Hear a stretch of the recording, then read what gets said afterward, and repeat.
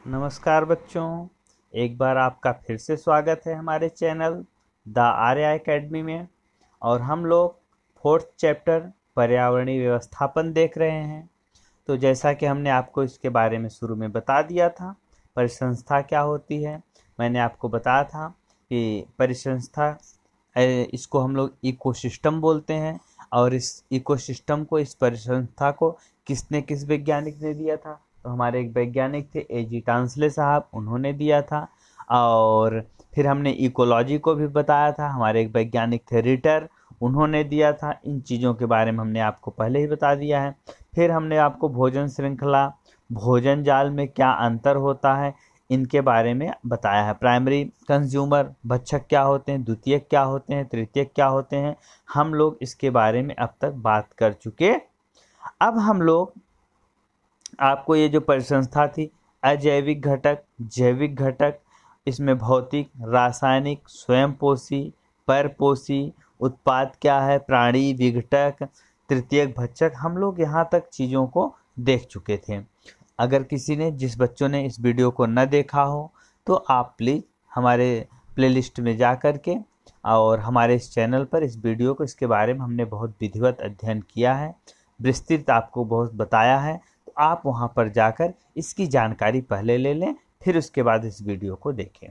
तो आज हम लोग इसके आगे से शुरू करते हैं। कुछ चीज़ों के बारे में यहाँ दिया गया है, उस जानकारी को आपको हम अवगत कराते हैं। दिया है, दक्षिण भारत के विभिन्न राज्यों में बड़े पैमाने पर धान की खेती की जाती है। जो दक्षिण भारत के राज्य हैं, उनमें बड़े पैमाने पर ज़्यादा मात्रा में धान की खेती की जाती है। वहाँ पे किसकी? धान की। वहाँ धान की फसलों पर भोजन के लिए बड़े पैमाने में कनखजूरे आते हैं। कनखजूरे का मतलब ये होता है, जिसको हम लोग देखते हैं कि एक एनिमल्स होता है, उसके पास लगभग 21-22 जोड़े लेग्स पाए जाते हैं। वो आर्थ्रोपोडा का मेंबर्स होता है, जिसको हम लोग गोजर कह देते हैं, कनखजूरा उसी को कहा जाता है। ठीक, तो उसी प्रकार वहाँ के खेतों में, कीचड़ में कनखजूरों को भक्ष्य के रूप में उपयोग करने के लिए मेढकों की संख्या भी काफ़ी मात्रा में होती है। अब पहले तो धान है, धान कहाँ पे? पानी में होगा, तो पानी में क्या होगा? कीचड़ होगा। उस कीचड़ में रहने के लिए क्या आ जाते हैं? कनखजूरे आ जाते हैं। और अब उन कनखजूरों को भक्ष्य के रूप में, भक्ष्य मतलब भोजन के रूप में उपयोग करने के लिए किसकी संख्या बढ़ जाएगी? मेढक की संख्या बढ़ जाती है। तथा पसंदीदा खाद्य के रूप में मेढकों के भक्षण हेतु सांप भी वहाँ होते हैं। एक दूसरे का जो भोजन है, अब जैसे कनखजूरा का भोजन क्या है? जो वहाँ का कीचड़ है या धान की फसल है, वो है। अब उसको खाने के लिए कौन आ गया? मेढक आ गया। मेढक को खाने के लिए कौन आ जाएगा? सांप आ जाएगा। परंतु यदि अचानक वहाँ के मेढकों की संख्या में कमी आई, तो मान लीजिए मेढकों का जो संख्या है वो कम हो जाएगी, तो क्या होगा? क्या प्रभाव पड़ेगा? जैसे मेढकों की संख्या कम हो जाएगी, इसका मतलब कनखजूरों की संख्या बढ़ जाएगी। मतलब कनखजूरों को खाने वाला जब कोई नहीं रहेगा, तो जाहिर सी बात है कि उनकी संख्या बढ़ जाएगी। मेढकों की संख्या में कमी हो जाएगी, तो सांप किसको खाएगा? इसका मतलब सांप के भी संख्या में क्या हो जाएगी? कमी हो जाएगी। किसी एक को डिस्टर्ब होने से, किसी एक की कमी या अधिकता होने से कई जीवों के ऊपर इसका प्रभाव पड़ जाता है। इसीलिए इसको क्या कहा जाता है? फूड चेन कहा जाता है। इसी को खाद्य श्रृंखला कहते हैं। कि मतलब एक दूसरे के लिए, एक जीव जो होता है दूसरे जीव के लिए किस प्रकार से, देखिए हम लोग देख रहे हैं, एक चेन के रूप में जुड़ा हुआ है। अगर कोई चेन कहीं से टूटती है तो वो अनबैलेंस्ड कर देती है, और वहाँ का जो इन्वायरमेंट है, जो पर्यावरण है, वो कैसा हो जाता? अनबैलेंस्ड हो जाता है। तो देखिए भैया, एक यहाँ कुछ विचार करने के लिए दिया है। धान की फसल पर क्या परिणाम होगा? जो धान की फसल पर क्या, क्योंकि जब वहाँ पे मेढक नहीं होंगे, तो जो कीड़े हैं, कनखजूरे, उनका संख्या जब बढ़ जाएगी, तो धान की फसल को नुकसान कर देंगे, खा जाएंगे। और देखिए, किस भक्षक की संख्या में वृद्धि होगी तथा किस भक्षक की संख्या में कमी हो जाएगी। तो जो प्राथमिक भक्षक होता है, जो उत्पादक को खाने वाला था, उसकी संख्या में क्या हो जाएगी? वृद्धि हो जाएगी। क्योंकि द्वितीयक भक्षक जो हो रहा है वो उसकी कमी हो रही है, तो इसलिए और किसकी संख्या में कमी हो जाएगी, जो तृतीयक भक्षक है जैसे सांप है उसकी संख्या में भी क्या आ जाएगी, कमी आ जाएगी। एकत्रित रूप से वहाँ के परिसंस्था पर क्या परिणाम होगा। पूरे अगर आपसे बात किया जाए तो इसका मतलब जो परिसंस्था है वो कृषि वाली जो परिसंस्था थी, धान के खेत की जो परिसंस्था थी, अब वो क्या हो जाए, अनबैलेंस्ड हो जाएगी। उसके ऊपर क्या हो जाएगा, किसके कण खजूरों की संख्या ज़्यादा हो जाएगी, धान की फसल में कमी आ जाएगी, मेढक कम हो जाएंगे, और क्या हो जाएगा, स्नेक जो है उसकी भी संख्या में कमी आ जाएगी। तो वहाँ की पूरी संस्था कैसी हो जाएगी, डिसबैलेंस्ड हो जाएगी, या वो क्या हो जाएगी भैया, उसमें कहीं ना कहीं वो जो चेन चल रही थी वो चेन क्या हो गई, डिस्टर्ब हो जाएगी। नेक्स्ट दिया है, बताइए तो पर्यावरण का तात्पर्य क्या है। पर्यावरण में किन किन घटकों का समावेश होता है, तो अभी आप लोग आगे देखेंगे। अभी यही पर्यावरण, पहली बात पर्यावरण की अगर कहीं बात आती है बच्चों तो इसका क्या मतलब होता है। पर्यावरण पर्यावरण जो होता है दो शब्दों से मिलकर के बना है। एक को हम लोग बोलते हैं परि और दूसरे को बोलते हैं आवरण। क्या बोलते हैं, आवरण बोलते हैं। परि का मतलब चारों तरफ, आवरण का मतलब ढके हुए हैं। तो इसका मतलब हमें चारों तरफ से जो ढके हुए हैं उसी को हम लोग क्या बोल देते हैं, पर्यावरण बोल देते हैं। तो हमको क्या ढके हुए हैं, हम लोग देखते हैं हम चारों तरफ से किधर, एटमॉस्फेयर एयर से ढके हुए हैं। फिर हम लोगों के चारों तरफ क्या है, हिल्स पहाड़ हैं, झील है, झरना है, समुद्र है, नदी है, ये सब क्या है, हमको चारों तरफ से क्या किए हैं। तो इन सब में रहने वाले जंगल हैं, तो इन सब से क्या है, एक दूसरे से मिल कर के ये हमको चारों तरफ से ढके हुए हैं। इसी को हम लोग क्या बोल देते हैं, पर्यावरण बोल देते हैं। पर्यावरण में किन किन घटकों का समावेश होता है, तो हम लोग अभी देखने चल रहे हैं पर्यावरण में किन किन घटकों का समावेश होता है। आगे देख रहे हैं, देखिए पर्यावरण तथा परिसंस्था में संबंध। नेक्स्ट हेडिंग, पर्यावरण तथा परिसंस्था में संबंध। पर्यावरण एक अत्यंत व्यापक संज्ञा है। पर्यावरण जो है एक अत्यंत व्यापक संज्ञा है। अभी हमने आपको बताया था इकोलॉजी, बताया था इकोसिस्टम, बताया था। अब किसकी बात कर रहे हैं, पर्यावरण की। पर्यावरण संपूर्ण पूरा जो जितना भी चीजें हैं हमारे आसपास, दूर पूरे भारत की बात की जाए, विश्व की बात कर ली जाए, ऐसे तो इसको हम लोग सबको मिला के क्या बोल देंगे, पर्यावरण बोल देंगे। फिर इकोलॉजी, हम जिस विशेष क्षेत्र में रह रहे हैं उसको हम लोग इकोलॉजी बोल दें। इकोसिस्टम, उस विशेष क्षेत्र में पाए जाने वाले जो छोटे छोटे एक घटक होते हैं, जैसे पॉन्ड्स हो गया, रिवर्स हो गया, ओशियन का पार्ट्स हो गया, लैंड्स का पार्ट हो गया, अब उसको हम लोग इको सिस्टम बोल देते हैं। ठीक, तो आगे चलते हैं, देखते हैं। पर्यावरण एक अत्यंत व्यापक संज्ञा है। सजीवों पर किसी न किसी कारणवश परिणाम करने वाले भौतिक, रासायनिक तथा जैविक घटक, इन सभी से मिलकर के पर्यावरण बनता है। तो पर्यावरण में किन किन घटकों का, भौतिक, रासायनिक तथा जैविक घटकों का भैया समावेश होता है। तो ये भौतिक का मतलब क्या हो गया, भौतिक का भी हमने आपको बताया था कि भौतिक का मतलब क्या होता है। फिर हमने भौतिक में देखा था जैसे सूर्य की किरणें हो गई, पर्वत हो गया, झील हो गया, झरना हो गया, ये सब क्या हम लोग भौतिक पर्यावरण है, भौतिक परिवेश है। ठीक ना। रासायनिक में भी ऊपर आपको हमने बताया था कि रासायनिक में क्या है, जो गैसें हो रही हैं, कार्बन डाइऑक्साइड, नाइट्रोजन, ये सब जो भी है वो कैसे रासायनिक तथा जैविक। जैविक घटक में कौन आ जाएंगे, जैविक घटक में पेड़ पौधे और जीव जंतु आ जाएंगे। ठीक, तो ये हमारे क्या हो जाएंगे, पर्यावरण के ये घटक हो जाएंगे, ये कंपोनेंट्स हो जाएंगे। संक्षिप्त में पर्यावरण अर्थात आसपास की परिस्थिति, उनमें पाए जाने वाले अनेक सजीव, निर्जीव, प्राकृतिक एवं मानव निर्मित घटकों का समावेश होता है। तो हम लोग बात, इसमें जितनी बातें हैं उसमें देख लें। पर्यावरण आसपास की परिस्थिति, हम लोगों के अगल बगल की जो परिस्थिति है, इसमें पाए जाने वाले अनेक सजीव, सजीव का मतलब पेड़ पौधे तथा जीव जंतु। निर्जीव का मतलब वही, जैसे पर्वत हो गया, लकड़ी हो गई टूटी हुई, कोयला हो गया, ये सब क्या हो जाएंगे, निर्जीव हो जाएं। प्राकृतिक एवं मानव निर्मित घटकों का समावेश होता है। प्राकृतिक का मतलब जिसको हमको नेचर ने दिया है। पर्वत हमने बनाया है? नहीं, नेचर ने। हवा हम लोग बनाते हैं? नहीं, नेचर ने बनाया है भैया। नदी हम बनाते हैं? नहीं, हम नहीं। समुद्र हम नहीं। तो ये सब क्या है, हमारे प्राकृतिक है। मानव निर्मित क्या है, तालाब हम लोग बनाते हैं, और ये जो बगीचा हम लोग बनाते हैं, कृषि का जो फील्ड होता है उसको हम लोग बनाते हैं, मछली के पालन के लिए एक्वेरियम छोटे छोटे वो हम लोग, ये सब हम लोग क्या है, ये मानव निर्मित घटक समा होते हैं। ठीक। पर्यावरण के मुख्य दो प्रकार हैं, अर्थात प्राकृतिक या नैसर्गिक पर्यावरण तथा दूसरा प्रकार अर्थात मानव निर्मित पर्यावरण।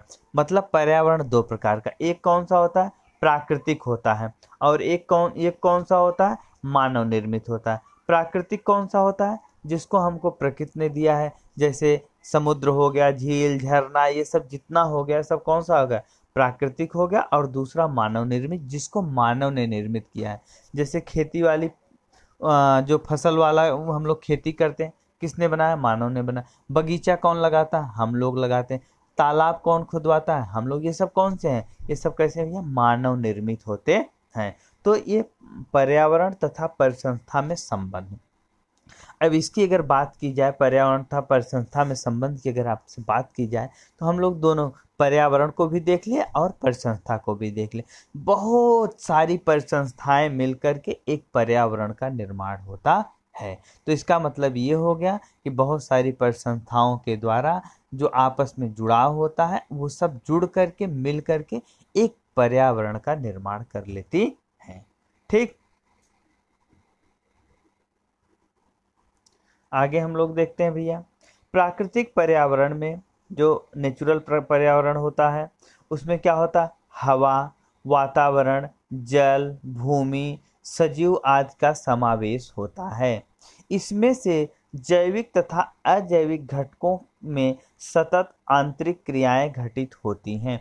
जैसा कि हम लोगों ने देखा था कि जैविक तथा अजैविक, जैविक मतलब जीवित, अजैविक का मतलब निर्जीव। सजीव और निर्जीव के बीच में अगर सिर्फ मतलब जैविक ही या सजीव ही रहे तो क्या वो यहाँ पृथ्वी पर रह पाएगा, नहीं रह पाएगा। उसको जीवन जीने के लिए निर्जीव चीजों, ईंट अगर नहीं होगी, सीमेंट बालू नहीं होगा तो घर कैसे बनाएगा, पंखा अगर नहीं चलेगा तो हवा कैसे लेगा, एसी कूलर नहीं चलेगा तो नहीं रह पाएगा। तो ये क्या है, निर्जीव चीजों के ऊपर निर्भर है ना। साथ ही साथ सजीव, अगर पेड़ पौधे ना होंगे तो भोजन नहीं बनेगा, और जीव जंतु नहीं होंगे तो भोजन नहीं हो पाएगा। इसलिए दोनों के बीच आंतरिक क्रियाएं घटित होती हैं। ठीक। उनके परस्पर संबंध अधिक महत्वपूर्ण होते हैं। ये जो आपसी संबंध है इनके, जो इनकी आवश्यकताएं हैं, जो इनका आदान प्रदान है, वो क्या है, बहुत ही महत्वपूर्ण होता है। मानव निर्मित पर्यावरण का भी प्राकृतिक पर्यावरण पर प्रत्यक्ष या अप्रत्यक्ष रूप से प्रभाव पड़ता है। जो मानव निर्मित पर्यावरण होता है, जैसे हम लोग खेती करते हैं, तालाब बना लिए, बगीचा बना लिए, तो उसका भी क्या होता है, प्राकृतिक पर्यावरण पर प्रत्यक्ष, डायरेक्ट या अप्रत्यक्ष, इनडायरेक्ट रूप से प्रभाव पड़ता है। बिल्कुल पड़ेगा। जैसे अब हम लोग क्या करते हैं, अब जो नेचुरल चीजें हैं, जंगल है, लेकिन जंगल के अलावा हम लोग क्या कर लेते हैं, और छोटे छोटे बगीचा लगा लेते हैं, बना लेते हैं। उससे क्या होता है, ऑक्सीजन की मात्रा बढ़ जाती है, कार्बन डाइऑक्साइड की मात्रा में कमी आ जाती है, तो वहाँ का पर्यावरण जो होता है कैसा हो जाता है, अच्छा हो जाता है।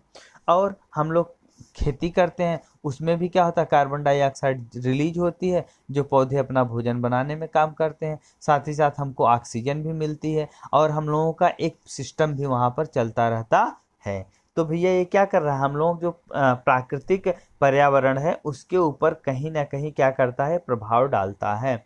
मूलतः पर्यावरण में दो मुख्य घटक का समावेश होता है। पर्यावरण में मुख्यतः दो मुख्य घटक, कौन कौन से, जैविक घटक तथा अजैविक घटक पर्यावरण के जैविक तथा अजैविक घटक इनके आंतरिक संबंधों का अध्ययन करने वाले विज्ञान को हम लोग इकोलॉजी या पारिस्थितिकी कहते हैं। अजैविक तथा जैविक घटकों के आंतरिक संबंध, जो उनके बीच के अंतर के संबंध होते हैं, उनके अध्ययन करने वाले विज्ञान को पारिस्थितिकी या इसी को हम लोग भैया इकोलॉजी कहते हैं। और हमने आपको बताया था कि इकोलॉजी का पिता कौन है, रिटर को इकोलॉजी का पिता कहा जाता है।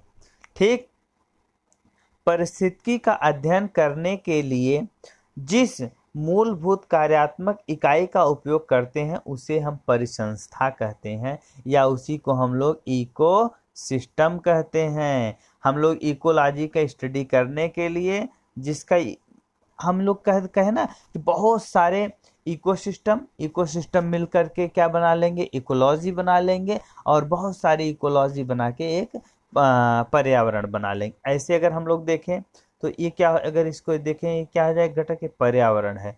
पर्यावरण के अंदर कई छोटे छोटे ऐसे मिला करके क्या हो जाएंगे, इकोलॉजी, और सबसे छोटा अंत में क्या हो जाए, इको सिस्टम। इसी को हम लोग परिसंस्था, कई परिसंस्था मिलके इकोलॉजी बनाती हैं, और इकोलॉजी मिल करके कई इकोलॉजी मिल करके क्या बना लेते हैं भैया, पर्यावरण बना लेते हैं। जैसे अभी हम लोग आगे देखने चल रहे हैं। हाँ, परिसंस्था कहते हैं, ये यहाँ पे देखते हैं, पर्यावरण में अनेक परिसंस्थाओं का समावेश होता है। पर्यावरण में अनेक परिसंस्थाओं का समावेश होता है। कुछ परिसंस्थाओं का अध्ययन पिछली कक्षाओं में किया ही है। हम लोगों ने पिछली कक्षा में क्लास 9 में, कक्षा 9 में और कक्षा 8 से ही पढ़ते आ रहे हैं हम लोग। कुछ परिसंस्था का मतलब, जैसे परिसंस्था एक जल की परिसंस्था हो सकती है। जल की जो परिसंस्था होगी उसमें समुद्र की परिसंस्था होगी। दूसरा, तालाब की परिसंस्था हो सकती है। तीसरा, जो धान वाली फसल है उसकी परिसंस्था हो सकती है। चौथा, जो झील, झरना है, नदी है, इसकी परिसंस्था हो सकती है। तो ये क्या हो गई, जली परिसंस्था हो गई। इसी प्रकार से एक हम लोगों की लैंड की परिसंस्था होगी। लैंड की परिसंस्था में जंगल की हो सकती है, फिर वन की हो सकती है, ऐसे ऐसे फिर हम लोग की ग्रासलैंड की हो सकती है। तो अलग अलग ऐसे ही भैया क्या होती है, परिसंस्था होती है। विचार किया जाए तो पानी का एक छोटा सा गड्ढा भी एक परिसंस्था ही है। तो हमारी पृथ्वी सबसे बड़ी परिसंस्था है, और हमारी पृथ्वी क्या है, सबसे बड़ी परिसंस्था है। संक्षिप्त में किसी एक निश्चित भौगोलिक क्षेत्र में व्याप्त प्रदेश के जैविक तथा अजैविक घटक, उसी प्रकार उनमें की जाने वाली आंतरिक क्रियाएं, ये सभी एकत्रित होकर परिसंस्था बनाते हैं। इसे हम सभी को ध्यान में रखना चाहिए। कहने का मतलब ये है भैया कि एक निश्चित भौगोलिक क्षेत्र में, अब भौगोलिक क्षेत्र का मतलब ये हो गया कि जिसमें जो जियोग्राफिकल एरिया है, जो वहाँ की जलवायु है, वो सब क्या है, एक जैसी हो। ऐसे भौगोलिक क्षेत्र में व्याप्त दूर तक जैविक तथा अजैविक घटक, जो लिविंग एंड नॉन लिविंग, सजीव और निर्जीव जो कंपोनेंट्स होते हैं, उनके बीच में जो संबंध होता, अंतःक्रियाएं होती हैं, जो उनका आदान प्रदान होता है उनके बीच में, ये सब एकत्रित होकर के, ज्वाइंट होकर के, मिल करके क्या बना लेते हैं, एक परिसंस्था बनाते हैं। इसे हम सभी को ध्यान, और हम लोगों को इन चीज़ों को क्या करना है, ध्यान में रखना है। इसलिए ध्यान में रखना है कि हम लोग क्या करें, जाने अनजाने में हम लोग किसी चीज़ की जानकारी के अभाव में किसी परिसंस्था को डिस्टर्ब ना करें, उसको अनबैलेंस ना करें, किसी संख्या को किसी को ज़्यादा कम ना कर दें, किसी की संख्या को ज़्यादा बढ़ने ना दें। ठीक, तो ये क्या करना भैया, हम लोगों को इन चीज़ों के बारे में ध्यान देना है। हाँ, यहाँ देखिए, पर्यावरण में कौन कौन से चक्र होते हैं, उनका क्या महत्व है। पर्यावरण में हम लोग, जैसा कि पर्यावरण आप लोग देख रहे हैं, इस पर्यावरण में कार्बन चक्र, नाइट्रोजन चक्र तथा ऑक्सीजन चक्र होता है, वाटर चक्र होता है, बहुत सारे ऐसे चक्र होते हैं जो कि पाए जाते हैं। ठीक, दिया हुआ है, देखिए पर्यावरण में जल चक्र का मतलब क्या होता है, जैसे पानी कहाँ सबसे ज़्यादा? समुद्र में। जब उस पर टेम्परेचर पड़ेगा तो वाष्प बनेगा, वाष्प बन के क्या बन जाएगा? बादल बन जाए, बादल बन के पानी जमीन पे आएगा, बारिश के रूप में आएगा, और वो पानी हम लोग एकत्रित कर लेंगे और उस पानी को हम लोग यूज करेंगे। फिर वो पानी कहाँ जाएगा? धीरे धीरे समुद्र में ही जाएगा, फिर समुद्र से फिर कहाँ जाएगा? बादल में। तो ये क्या साइकिल, एक चक्र चल गया। विविध गैसों का चक्र, जैसे कार्बन का चक्र। कार्बन जो है एटमॉस्फेयर में है, पौधों ने भोजन के रूप में लिया, फिर रिलीज किया, फिर पौधों ने लिया, फिर ऐसे ऐसे उसका क्या है, एक चक्र चल रहा है। नाइट्रोजन चक्र है, ऑक्सीजन चक्र है, ऐसे अनेक प्राकृतिक चक्र नियमित रूप से शुरू रहने से पर्यावरण का संतुलन बना रहता है। अगर ये चक्र कोई अनबैलेंस्ड हो जाएगा, मान लीजिए अभी हम लोग किसी तरीके से ऑक्सीजन के चक्र को रोक दिया जाए, अगर ऑक्सीजन नहीं होगी तो कार्बन डाइऑक्साइड भी रिलीज नहीं होगी, लिविंग ऑर्गेनिज्म नहीं रहेगा, कार्बन डाइऑक्साइड का रिलीज, पौधे अपना भोजन नहीं बना पाएंगे, पौधे अपना भोजन नहीं बना पाएंगे वो डिस्ट्रॉय हो जाएंगे, वो डिस्ट्रॉय हो जाएंगे तो उनके ऊपर डिपेंड रहने वाले जितने लिविंग एनिमल्स होते हैं या प्लांट्स ही होंगे, वो सब क्या हो जाएंगे? सबके सब खत्म हो जाएंगे। तो ये साइकिल क्या हो जाएगी? अनबैलेंस्ड हो जाएगी, डिस्टर्ब हो। इसलिए सब चक्र को चलना, निश्चित रूप से चलना जरूरी होता है। परिसंस्था के विभिन्न भोजन श्रृंखलाओं के कारण ही पर्यावरण का संतुलन बना रहता है। भैया ये जो परिसंस्था है, इकोसिस्टम है, इसमें अगर जो भोजन की श्रृंखलाएं हैं उन्हीं के कारण हम लोगों का पर्यावरण का जो संतुलन है बना है। अगर जैसे अब कैसे बना है कि जैसे मान लीजिए कोई परिसंस्था है, हम लोग ग्रासलैंड की परिसंस्था ले लेते हैं, घास की ले लेते हैं, जिसको आप लोग बड़े आसानी से, चलिए हम लोग इस समय बरसात का मौसम है तो हम लोग जल की परिसंस्था ले लेते हैं, एक तालाब की परिसंस्था लेते हैं। सब लोगों ने तालाब देखा होगा, तालाब में क्या क्या है? मछली पाई जाती है, मेढक पाया जाता है, कीचड़ पाया जाता है, उसमें हरे पौधे, छोटे छोटे एल्गी फंजाई, ये भी एल्गी वगैरह भी एल्गी होती है, कुछ ब्रायोफाइट्स उसके अंदर पाए जाते हैं। तो हम लोग ये पूरा एक इकोसिस्टम में पाए जाने वाले जैविक तथा अजैविक घटक हैं। अब इसमें हम दोनों आपको क्लियर कर, अजैविक घटक क्या है? पानी हमने नहीं, वो भाई नेचर ने दिया है।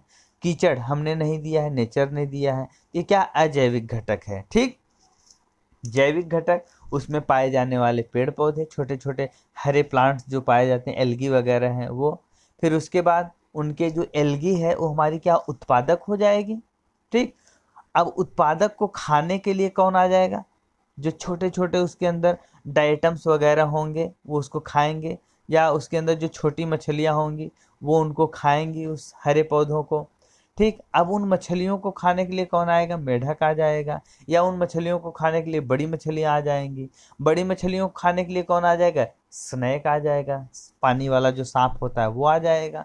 तो ये क्या है? एक सिस्टम है, एक इकोसिस्टम के जैविक तथा अजैविक कंपोनेंट्स घटक हैं।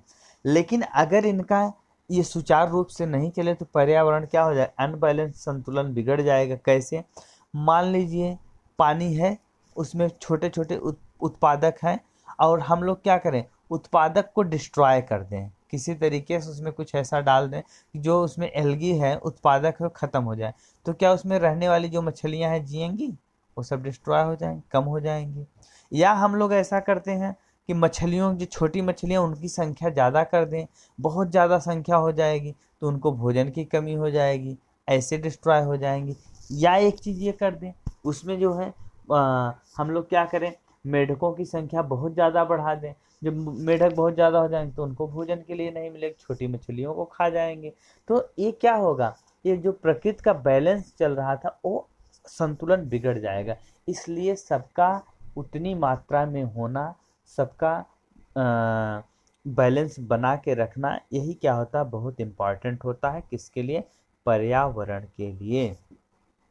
तो अब तक हम लोगों ने इकोसिस्टम को देख लिया, इकोलॉजी को देख लिया, पर्यावरण के बारे में आप लोगों ने देख लिया, इसके कुछ कंपोनेंट्स जो थे। अब हमने आपको इकोसिस्टम की कुछ, जैसे कौन कौन से इकोसिस्टम होते हैं उनके बारे में भी बता दिया। तो आप इस चीज़ों को देखते रहिए, पढ़ते रहिए। अब हम लोग भैया अगले वीडियो में जब मिलेंगे तो आपको यहाँ पर पर्यावरण संवर्धन या इन्वायरमेंटल कंजर्वेशन के बारे में आपको हम बताएंगे नेक्स्ट वीडियो में। तब तक आप बने रहिए हमारे चैनल के साथ, देखते रहिए हमारा चैनल द आर्या एकेडमी।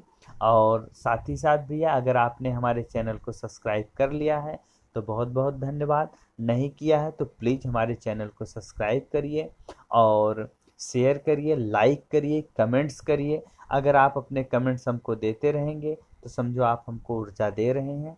हम उस ऊर्जा के सहारे आपको अच्छी अच्छी बातों से अवगत कराते रहेंगे और अच्छी अच्छी जानकारी आपको देते रहेंगे।